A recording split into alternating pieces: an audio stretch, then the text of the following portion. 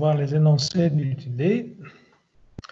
Alors, pour ce TD-là, on vous demande, si vous voulez, de compléter le tableau. On vous donne d'abord un log lithostratigraphique représenté au niveau du tableau.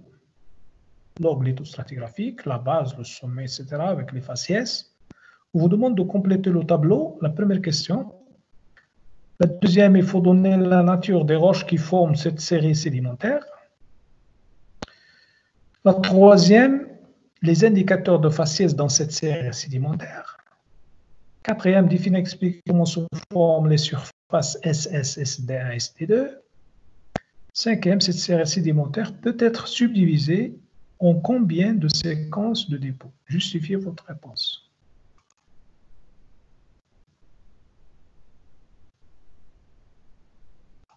Alors, première question.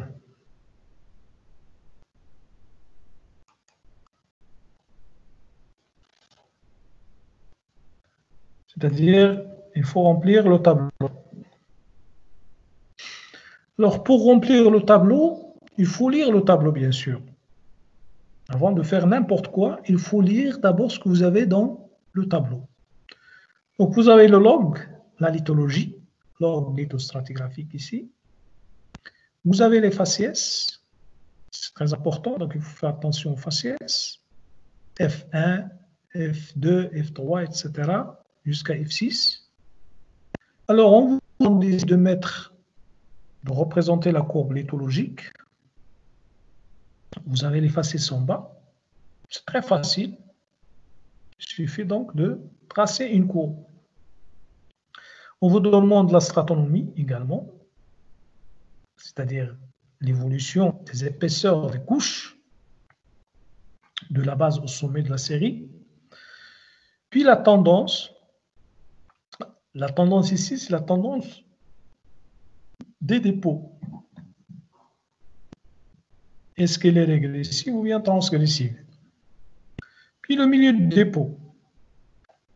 Milieu de dépôt, il faut faire appel à ce qu'on a vu dans le cours. Est-ce qu'il est continental? Est-ce qu'il s'agit d'un milieu de transition ou bien d'un milieu marin, etc., etc. Alors, pour représenter la courbe lithologique, vous avez les faciès ici. Donc, par exemple, il faut donc faire les limites dessiner les limites, bien tracer les limites entre les faciès ici, ce que j'ai fait ici avec ces tirés en pointillés. Alors, pour le faciès F1, comme vous voyez ici, c'est des marnes à ammonites, sont là, marnes à ammonites, jusqu'ici. Donc, je vais tracer un trait ici, marne à ammonites. Le suivant, ici, faciès 3, calcaire biclassique, faciès 3, je l'ai ici. Donc, je vais faire un trait ici jusqu'au faciès 3. La limite du faciès 3. Et je vais tracer une ligne verticale. J'arrive sur le faciès 2. Le faciès 2, il faut que je revienne à la limite supérieure du faciès 2. Il est là. Je reviens et je dessine faciès 2. Je reviens de nouveau sur faciès 3, faciès 2 de nouveau, faciès 3, puis faciès 4, puis faciès 5, puis faciès 6. Voilà la courbe qu'il faut dessiner. Il faut dessiner une courbe comme ça. C'est la courbe lithologique. C'est très simple. La stratonomie. La stratonomie, donc, il faut voir ici, donc, il faut dire est-ce qu'il évolue, c'est-à-dire est-ce qu'on a une stratocroissance ou bien une stratodécroissance. Il suffit de voir l'épaisseur des bancs. Regardez ici, j'ai les marnes ou bien les argiles et j'ai les bancs calcaires. Alors, les bancs calcaires, ici, les marnes sont très importantes, mais quand on monte dans la série, les bancs calcaires deviennent importants, avec une épaisseur importante. Donc, automatiquement, jusqu'ici, jusqu'à SD1, je peux dire qu'il s'agit d'une stratocroissance. C'est simple. Je mets donc une flèche comme ça, qui évolue donc de moins vers plus. Une stratocroissance des bancs. Leur épaisseur augmente vers le haut. Pour le faciès 5, ici, regardez un intervalle avec des marnes à gypse, bien s'il rouge à gypse, je ne peux rien dire. Je n'ai pas de stratonomie. Je ne peux rien dire parce que j'ai uniquement un seul intervalle. Il n'y a pas de strate, il n'y a pas de couches successives. Pour le deuxième ici, c'est-à-dire les faciès grès conglomérat, la même chose. Je laisse les intervalles vides, donc je ne peux rien mettre. Mais ici, je peux mettre donc une stratocroissance. Stratocroissance. Pour la tendance régressive, transgressive, la même chose. Je peux dire ici, de la base jusqu'à SD1, que j'ai une tendance régressive. Régressive, pourquoi? Regardez, parce que si j'ai des marnes ammonites, si le milieu est si profond, puis quand je monte vers le haut, jusqu'à F4, le milieu devient peu profond, avec des calcaires durcis, un calcaire durci perforé. Donc, il faut faire attention, calcaire durci et perforé, donc au-dessus, c'est-à-dire sur ce calcaire-là, SD1, il va correspondre à quoi? Et d'ailleurs, on vous a demandé de définir SD1, il faut la définir tout en tenant compte de ce faciès-là. Donc, jusqu'ici, donc c'est régressif.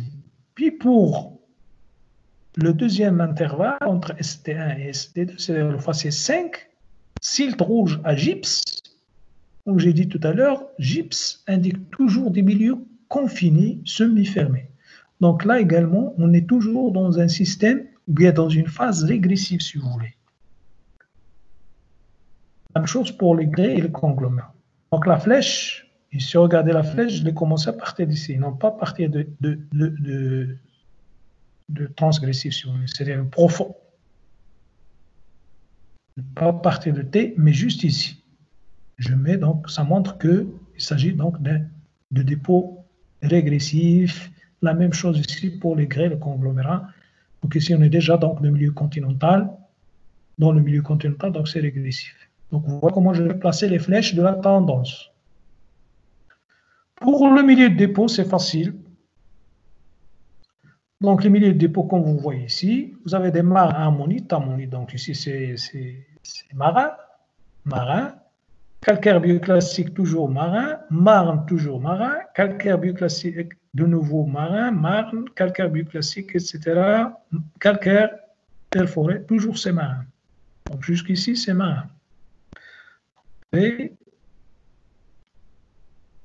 la courbe donc, de l'évolution du milieu du dépôt va être dessinée comme ça. Donc ici, vous avez marin. Puis je passe ici un milieu de transition. Puis j'arrive sur le milieu continental, ici, pour le grès et le complément. Là aussi, c'est facile. Donc, pour compléter le tableau, il suffit de regarder et de mettre vos flèches, vos traits, etc. C'est facile donc à remplir. Les réponses, vous les avez sur le tableau. Vous n'avez rien à inventer. Il suffit de dessiner et de tracer les lignes correctement, tout simplement. Alors, voilà donc pour la première question. Alors, les roches qui forment cette série sédimentaire, là aussi, c'est très simple. Hein? Très simple. Vous avez des roches chimiques et des roches détritiques. Chimiques et détritiques. Troisième question, quels sont les indicateurs de faciès dans cette série sédimentaire? Alors, pour les indicateurs de faciès, il faut se rappeler de ce qu'on avait vu dans le cours. On a vu qu'il y a des indicateurs minéralogiques, des indicateurs biologiques, c'est-à-dire les fossiles, et des indicateurs hydrodynamiques ou bien sédimentologiques. C'est ce qu'on avait défini dans le faciès. Alors, donc vous avez ces trois-là, mais la question porte sur la série que vous avez dans le lobe, c'est-à-dire dans le tableau. Alors, la réponse est la suivante.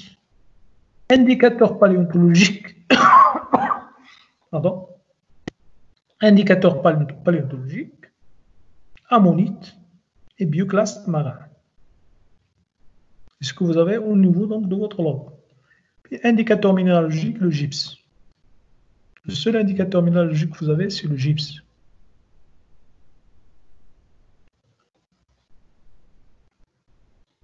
quatrième question. Définir, expliquer comment se forment les surfaces SS, SD1 et SD2. C'est facile. Hein. Comme vous avez vu, les SSS, on les trouve, SS, on les trouve quand on passe d'une lithologie à une autre. On passe de marne, calcaire bioclassique, marne, calcaire, on trouve ces SS au niveau des limites de stratification.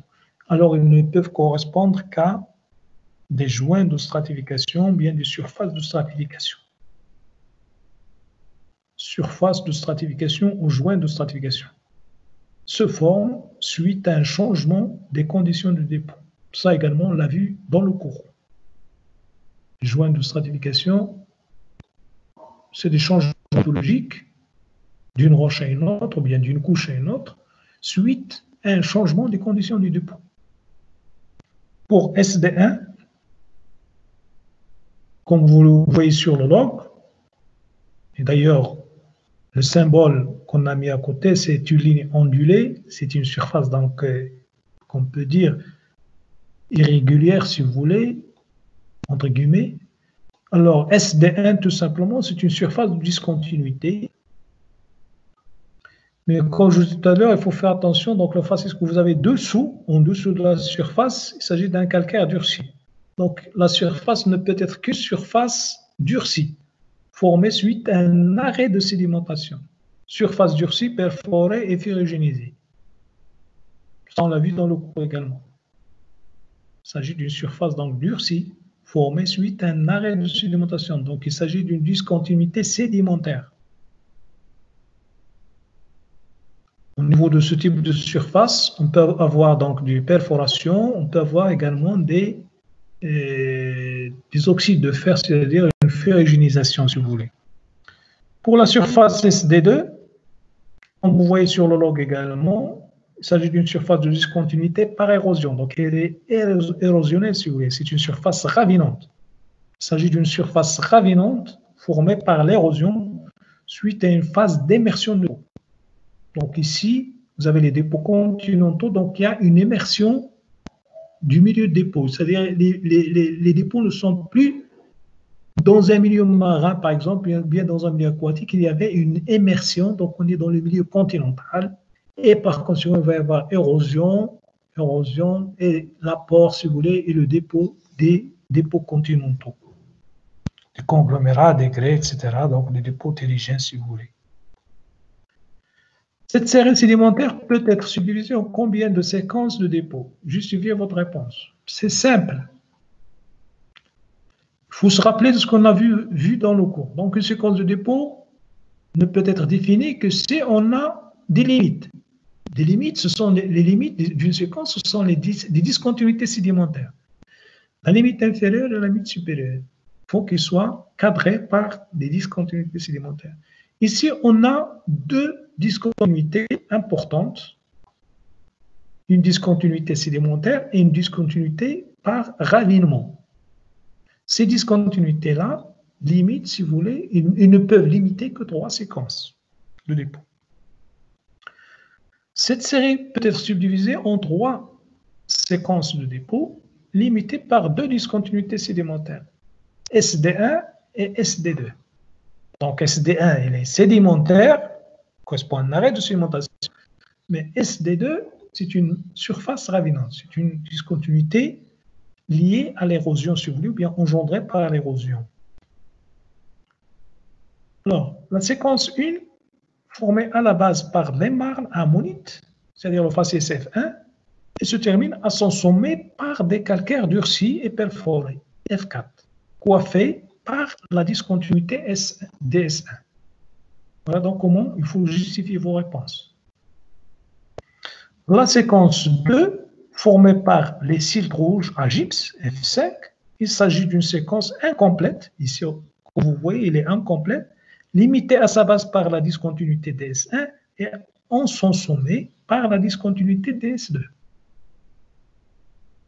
Il faut dire les choses telles qu'elles sont représentées au niveau du log, pour justifier.